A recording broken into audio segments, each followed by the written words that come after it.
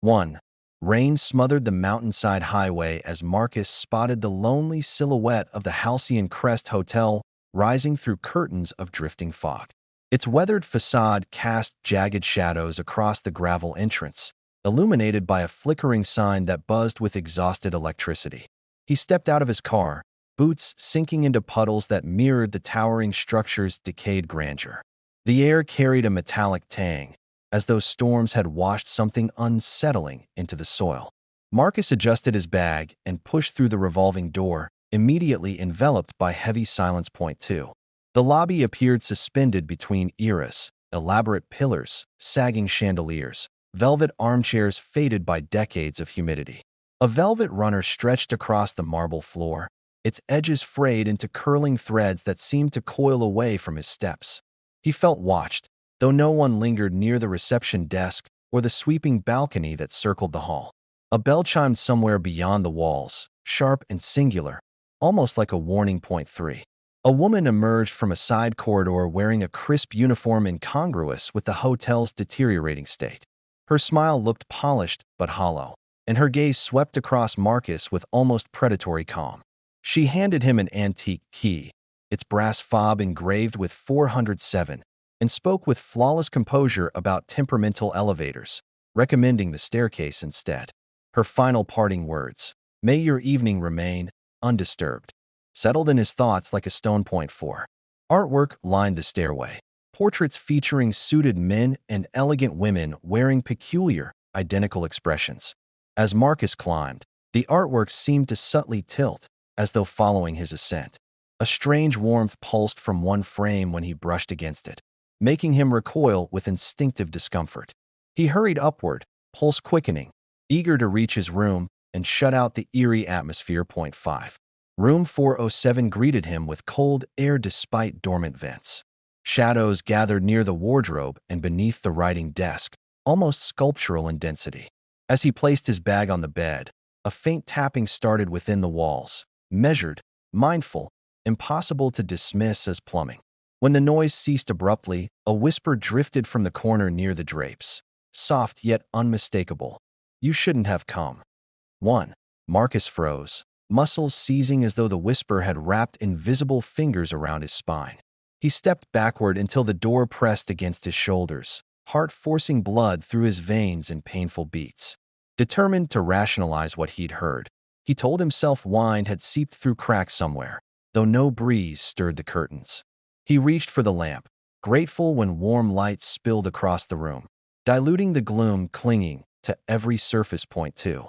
The bed appeared comfortable, sheets neatly tucked, pillows arranged with meticulous symmetry. He sat at the desk to clear his thoughts, flipping open his notebook to outline plans for the photography project that had brought him to the mountains. Yet he couldn't focus. The pen trembled each time the building released a groan. The storm shifted outside, wind slapping the windows with sudden force, as though nature tried to warn him about something lurking unseen. Point 3. Around midnight, shadows rippled across the ceiling without any source. Marcus blinked hard, convinced his mind played tricks.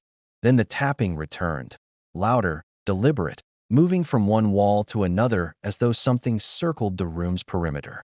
He held his breath. The rhythm slowed, forming a pattern almost like coded communication. He rose cautiously, approaching the closest wall with steady yet unwilling steps. Point 4. Pressing his ear against the plaster, Marcus heard faint movement, scraping, dragging, a muffled thud. A voice, a different one this time, murmured something unintelligible. Panic forced him backward, and the floor creaked beneath his frantic retreat. He stumbled toward the corridor, yanking the door open only to find darkness thicker than before. Every sconce had gone out. Only a dim emergency bulb several meters away flickered erratically. Point 5. The hallway felt colder than the outdoors. A shape, a silhouette, stood at the far end, unmoving, its outline blurred as though reality rejected its presence. Marcus blinked. The figure vanished instantly, leaving only an empty corridor and the faint echoes of distant footsteps. He rushed back inside, slammed the door, and pushed a chair against the handle despite knowing it would offer no protection against whatever inhabited the building. The storm eased into a steady drizzle by morning, but the atmosphere inside the halcyon crest felt heavier than ever. Marcus descended the broad staircase, hoping daylight might wash away some of the unease clinging to his memory. The lobby remained frozen in an odd twilight gloom, as though the building itself rejected sunlight.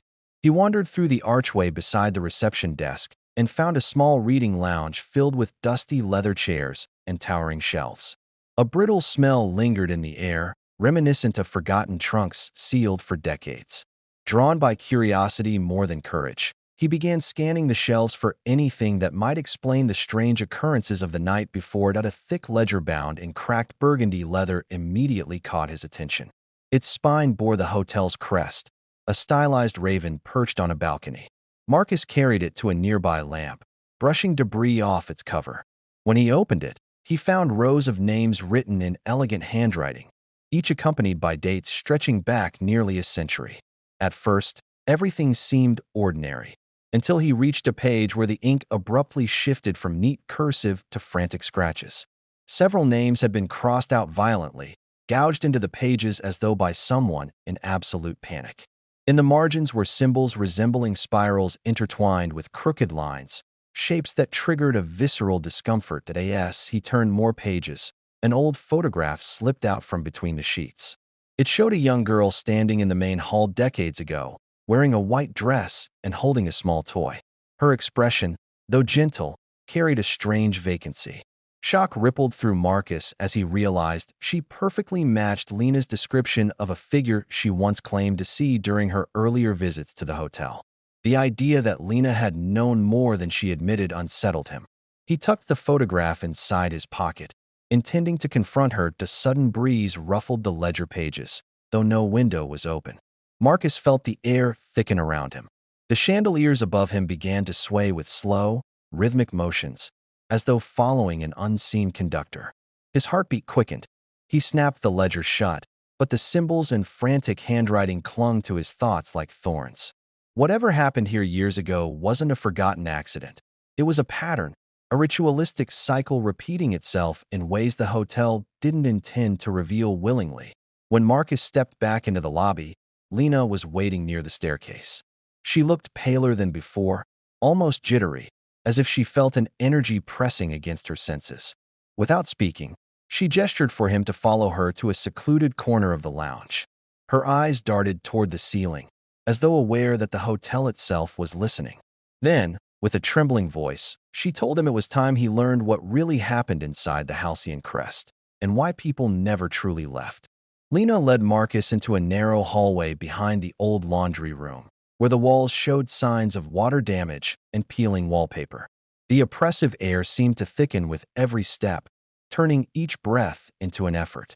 A faint hum vibrated through the corridor, so subtle it almost masqueraded as silence.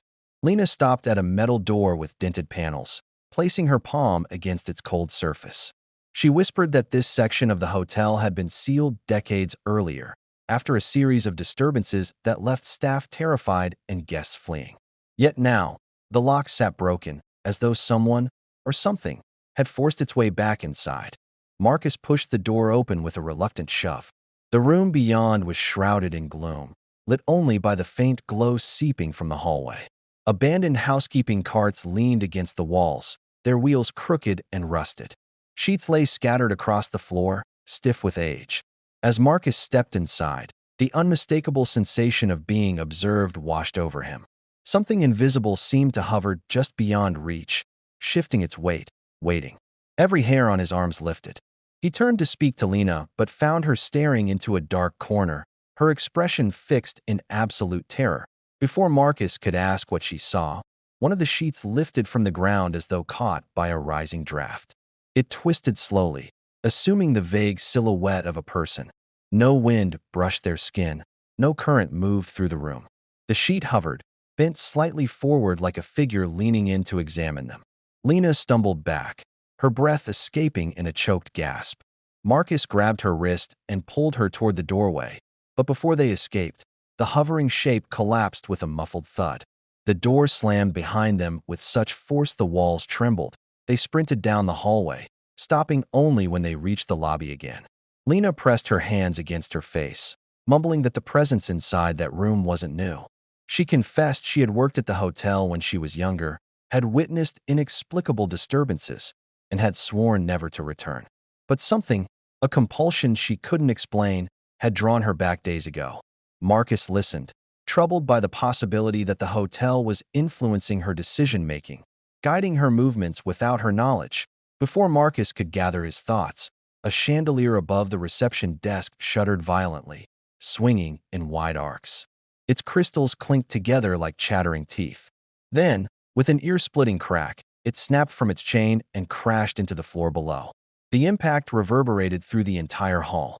As dust billowed upward, Marcus saw a faint shadow retreat across the far wall, swift, fluid, and utterly impossible to dismiss as imagination. The chaos brought a small group of guests from their rooms, drawn by the thunderous crash. An elderly man with sharp, alert eyes introduced himself as Mr. Caldwell, expressing concern about the hotel's structural stability. His voice carried a hint of urgency, as though he'd witnessed similar events before. Beside him stood a young woman named Emily, trembling with a mixture of fear and confusion. She claimed she had seen her bathroom mirror ripple like water earlier that evening, an image reflected in it smiling long after she herself had looked away. Marcus and Lena exchanged apprehensive glances. They moved to the dining hall together, hoping to collect themselves and discuss what to do next. The room's long table remained set with ornate silverware and delicate plates, untouched as though expecting guests who never arrived. Flames flickered weakly inside the sconces, barely illuminating the vaulted ceiling.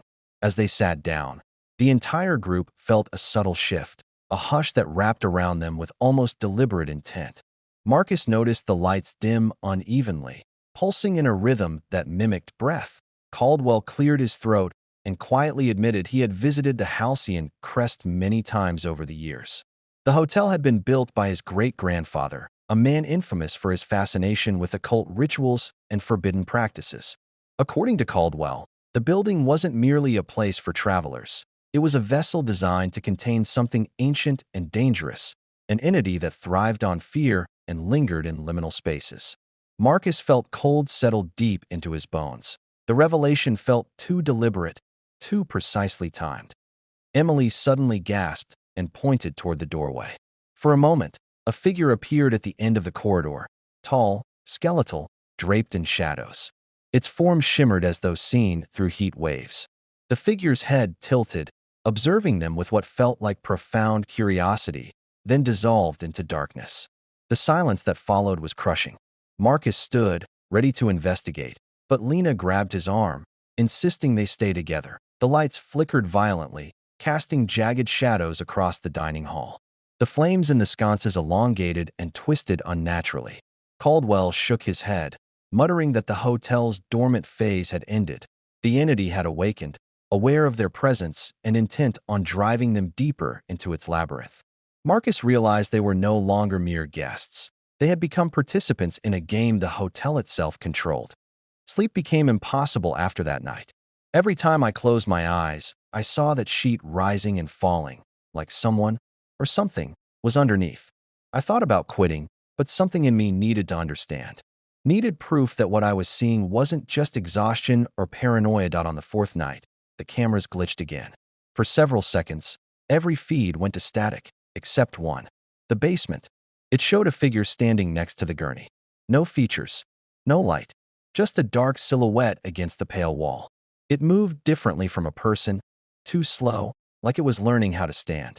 I stared until my reflection in the monitor blurred with it. Then, as suddenly as it appeared, the feed cut out. I ran downstairs with my flashlight. The basement door was open. The gurney was still there, empty now, but the sheet lay on the floor, twisted, damp. The smell was stronger this time, sharp and sour, burning my throat. I was about to leave when I saw it. Something scratched into the wall beside the gurney. "Don't watch." Fresh, jagged, as if carved with fingernails. That's when I heard it. Footsteps above me. Heavy, deliberate, pacing in circles right above the basement ceiling, right above where I stood. But I was supposed to be the only one in the building. I killed the flashlight, heart pounding. The footsteps stopped. Then, from the darkness, a whisper came, inches from my ear. "He's still here." I bolted upstairs, slamming my office door shut. The monitors were all blank now, except one. Hallway C.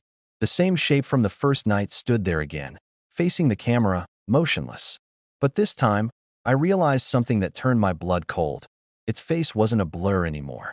It was Henry.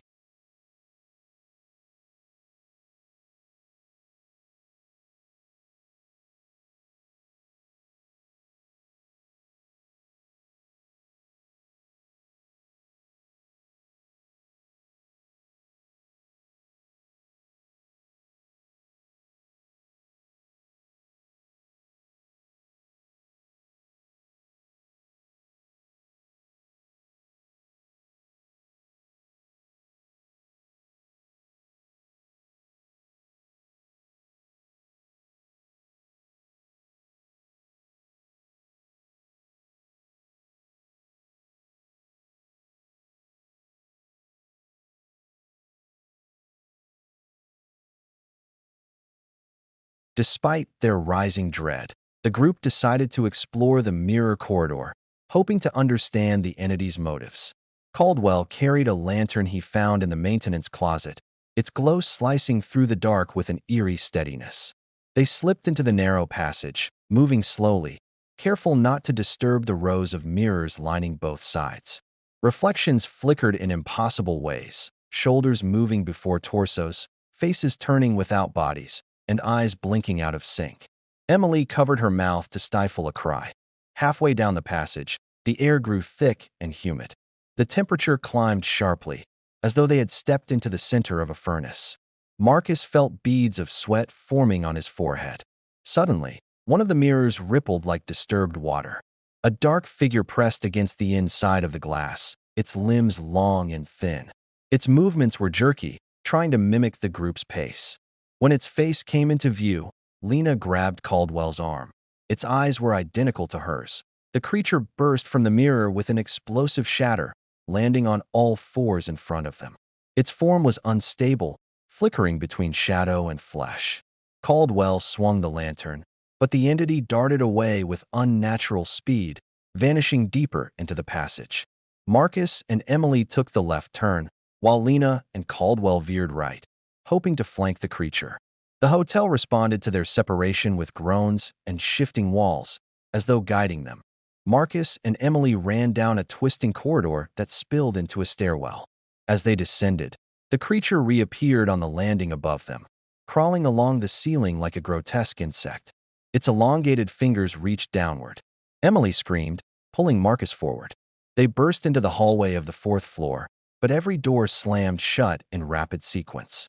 Room 407's door swung open with a creaking invitation. Marcus realized the hotel wanted him there, wanted to finish what had begun the moment he arrived.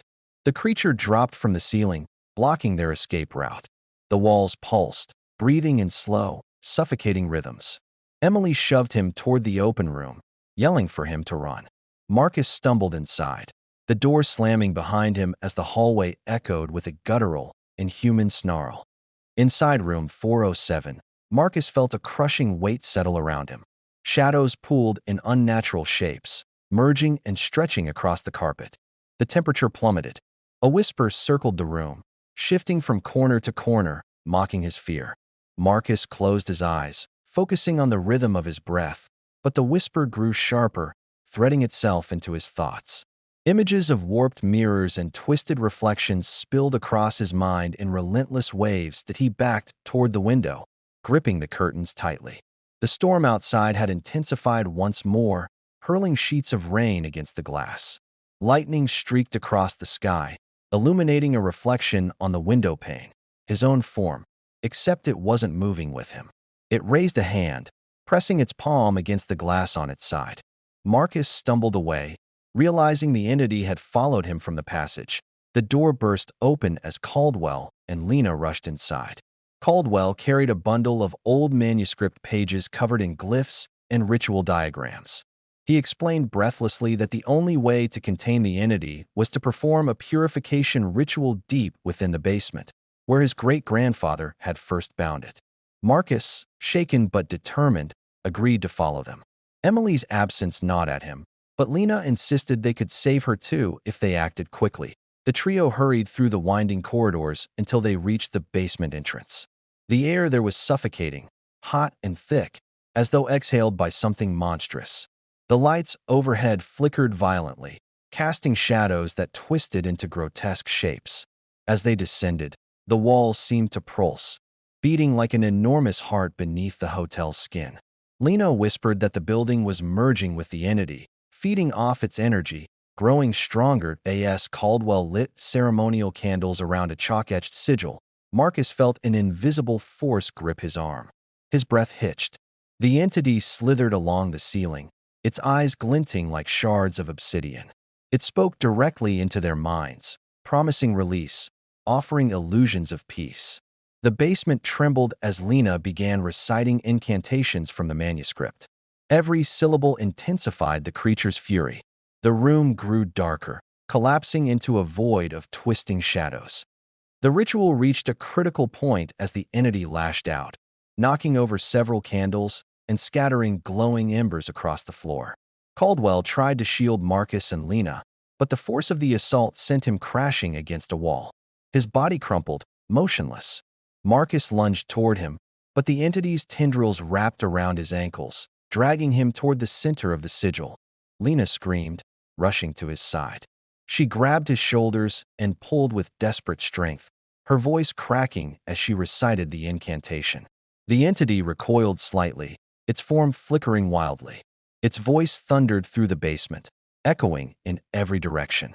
Mirrors embedded in the basement walls began to fracture, releasing swirling torrents of shadow that surged toward them. Caldwell stirred weakly, coughing as he tried to resume the chant. He insisted he could finish the ritual, but his trembling voice faltered.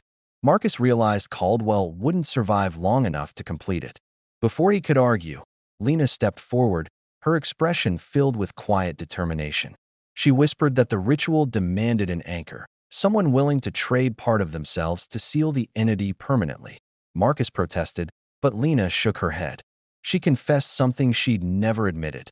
The hotel had been calling to her since childhood. She had always sensed the entity, felt its pull, heard its whispers long before she returned as an adult. It was intertwined with her memories, her identity. Only she could offer the sacrifice required to bind it. Marcus's throat tightened as she stepped into the sigil, placing her hands over the glyphs. With a single breath, Lena completed the final phrase. Blinding light erupted from the floor, engulfing her completely. The entity screamed, its form unraveling like smoke caught in a hurricane. Mirrors shattered in explosive bursts. When the light faded, the basement was silent. The entity was gone, sealed again. But Lena had vanished with it, leaving only a faint echo of her voice lingering in the air. The floor trembled gently as the oppressive atmosphere lifted. Marcus helped Caldwell to his feet, both shaken but alive. They staggered up the stairs, emerging into a corridor that felt strangely lighter. The walls no longer pulsed. The shadows no longer clung to corners. The hotel, for the first time since Marcus arrived, felt still, quiet in a natural way, not in a suffocating whisper. Emily emerged from behind a supply closet, disoriented but unharmed.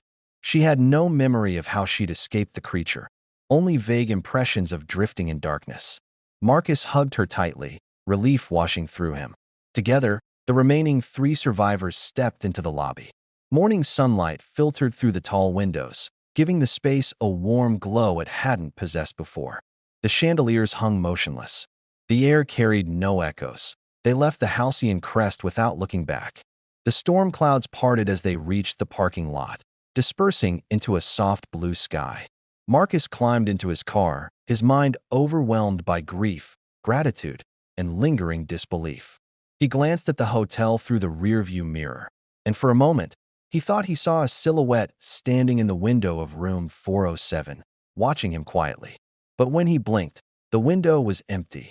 Months later, Marcus returned with investigators, hoping to find traces of Lena or evidence of the rituals that had taken place. They found nothing but dust and silence. The basement appeared ordinary, no sigils, no broken mirrors, no candles. The staff who answered the door claimed the hotel hadn't hosted guests in years. Even Caldwell's surname drew blank stares. Marcus left, shaken by the possibility that the hotel itself had rewritten its history. Years passed before the Halcyon Crest reopened. A new owner renovated its halls, restored its chandeliers, and polished its floors until they gleamed. On opening night, a traveler arrived amid a gentle rainstorm. The receptionist smiled warmly, retrieving an ornate brass key from the drawer. She set it on the counter with a soft clink. Room 407, the fob read. The lobby bell chimed as the guest picked it up, and somewhere deep in the hotel, something quietly stirred.